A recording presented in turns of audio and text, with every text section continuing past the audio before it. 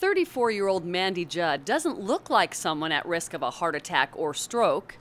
The personal trainer exercises, eats well, takes plenty of vitamins, and basically lives a healthy lifestyle.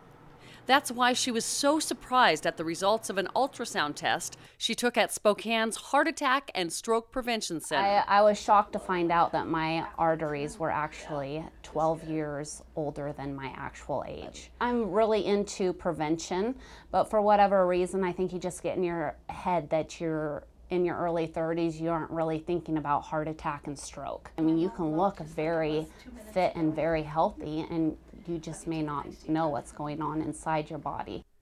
But the Carotid Intima Media Thickness Test, or IMT, backed by the American Heart Association for more than a decade, can tell you exactly what's going on.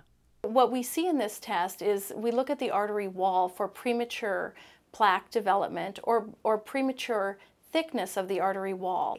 Oftentimes there is some unknown genetic component that we didn't know about.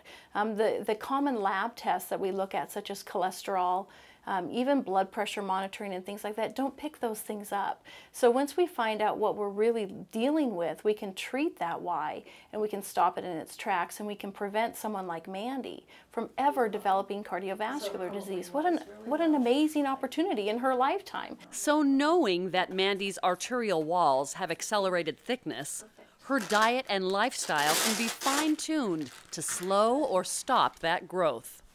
We're all genetically different. So when we follow a standard diet, a standard American diet, most of us will do pretty good with that diet. But there's some people that are outliers and have genetic backdrops that don't do as well from a cardiovascular standpoint. Some people, when they follow the World Health Organization guidelines, for instance, and have a glass of wine every day, because that's what the guidelines suggest, may be detrimental for their lipid profile. Some people who follow the guidelines and have higher protein, low carbohydrates, maybe that's not good for their cardiovascular risk profile. Some people get a huge benefit from exercise, some people do not. So if we really have the ability to fine-tune our lifestyle advice based on someone's genetic absorption of that advice, we get a better outcome. The common standard of care looks at our risk, and that means they take our age, our gender, our smoking status, our cholesterol, our blood pressure,